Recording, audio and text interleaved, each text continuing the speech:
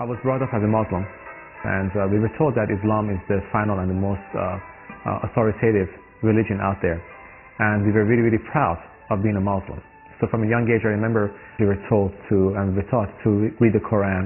We were told that we were supposed to rehearse it, and we were supposed to memorize the verses. So from a young age, we were all exposed to a community and a society that was predominantly Islamic. And we learned about the laws, the Sharia, the rules, the do's and the don'ts, and it became second nature for us to just basically follow it. So whenever we were dealing with people who are non-Muslim, we were always told, and the society always had this notion that we have to look down upon them because they are not exactly perfect, because they do not have what we have. And of course, as a good Muslim, we're supposed to basically tell them that they should convert from their belief into Islam and come into the brotherhood of Islam. But again, that was what we were brought up with, that it is the final authority. Allah was a very vengeful God, that we all had to fear Allah. And if we did not obey Allah and Allah's many rules, then we were surely to be struck down, either by men or by God Himself. And we always had the fear of afterlife, that if we did not obey Allah and Allah's rules and the Prophet's rules, then for sure we'll end up in hell. I remember my early teen years, I was introduced to different cultures because of traveling, and we came across different religions, predominantly Christians, and also Jews, and I started being curious because I was always told that they're forbidden. It's like the forbidden apple, the forbidden fruit of the tree that you're not supposed to touch, and that's a major sin. But I was very, very much encouraged in a way, like deep inside there was a voice. There was a notion that told me that there is something that is special about these people that is contradictory to the belief that I had and I was told to have. These people were curiously loving, and it was really amazing because a true Christian, somebody who truly believed in their faith, they were practically blameless, and their God was blameless, and their belief was blameless. That was interesting to me. There was something about this Jesus that made me very curious. He talks about love, and he said, if somebody does you wrong, love them. Now that is totally in contradiction to what I was told and to the religion that I was brought up with and I believed in with every fiber of my being. Because what I was told is, if somebody is not of your nature, of your mind, of your belief, then they're infidels. But here comes Christ and says, you know what, you have to love your enemies.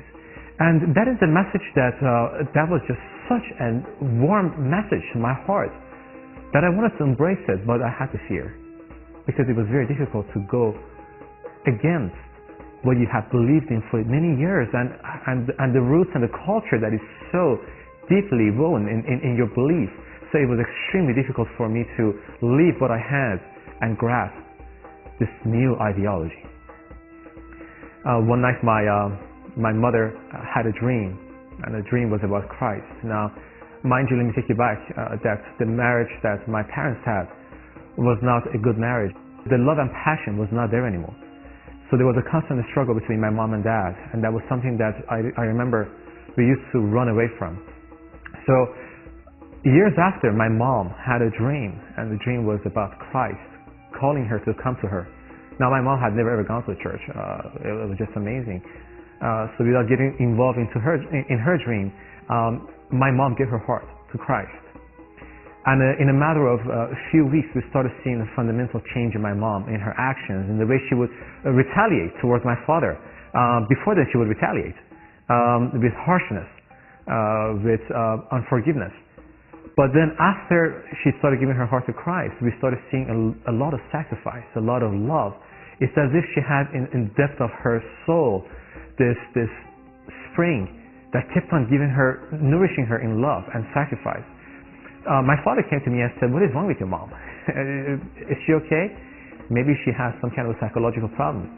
And we were all shocked, but we realized that the nature of my mom had been transformed.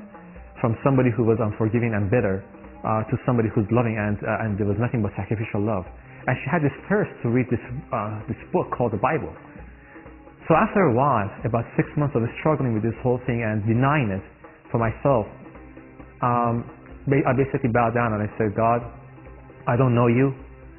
I don't know Jesus and his teachings. I don't know this Jehovah, but this is not the same at all.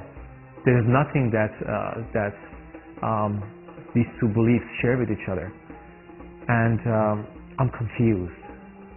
And I don't know what to choose. But God, I cannot deny the changes that I see in front of my own eyes, in my own house, with my mom and my dad. Although I'm afraid, I'm very afraid to grasp you, Jesus. But I want the same thing that my mom has. And if it's Jesus, then I want it. And from that moment on, my life started changing. It was that simple. There was a lot of fear. Fear of not being accepted, fear of going against the norm, the standard. But when you actually see your own household changes, things you just cannot deny with your own mom, with your own parents. It's not somebody else from outside coming and trying to brainwash you. It's not somebody trying to evangelize you and force you to accept their religion and their beliefs. It's a genuine thing. It's for real in your own household, and there's no way to deny it. That's something that I wanted, and that's something that changed my family and my life. But what do I mean when I say change my life? Although I was a Muslim and I knew better what the laws are, but just like many other Muslims, I did not follow it. I only applied it to me when it served my purpose. What do I mean? I don't mean with any disrespect to any other Muslim, but at least for me, I know that I used to do my clubbing as a young man. I used to be involved in a relationship, have a girlfriend. I used to drink alcohol, and these are all things that although Islam says is a no-no, but majority of the Muslims don't even follow that. I know many Muslims from many different cultures that had girlfriends and drank together and went clubbing. But at the same time, when it was time to fast, they will also fast. So it seemed to be a convenient thing for us to just go into whenever we wanted to. So I was not involved in anything bad, really. Thank God I was never involved in any drugs or anything like that.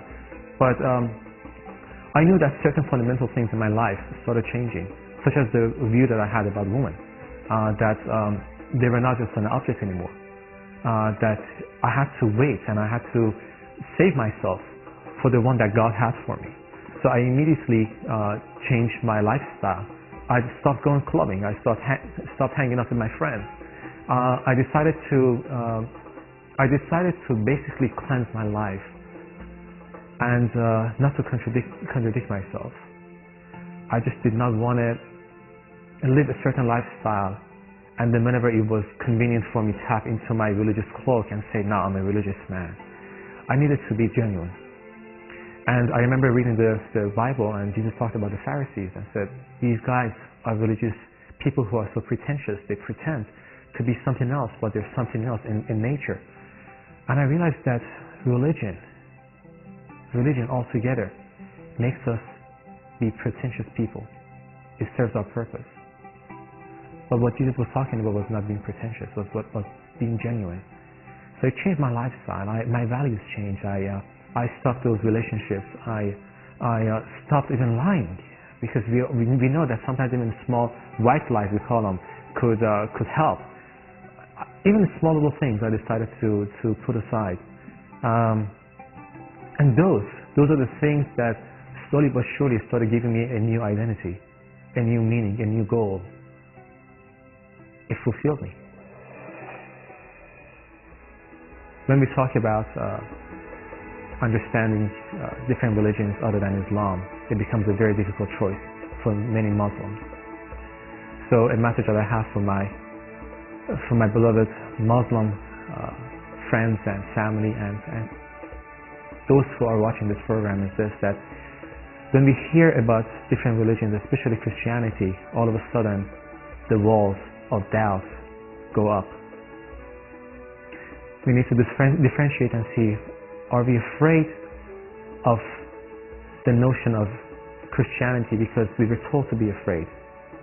Or are we afraid because we truly don't understand it. I just would like to encourage them to pick up the Bible and read it. Be objective.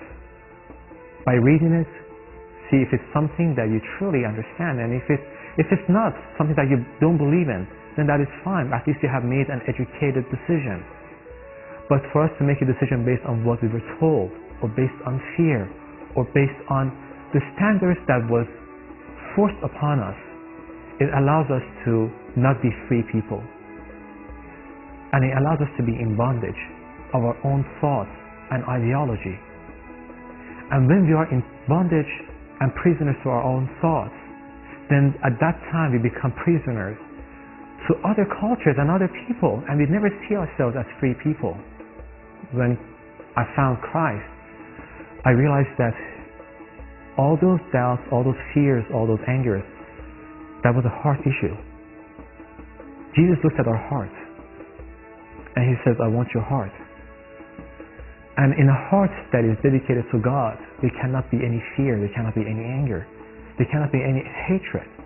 Because if Christ accepted me just the way I was, somebody who was a wretched man, somebody who did not like others and stuck to his own belief, if He accepted me with such an open arm, then how much more do I need to accept others? It is not a matter of politics, it's not a matter of religious differences, it's a matter of heart.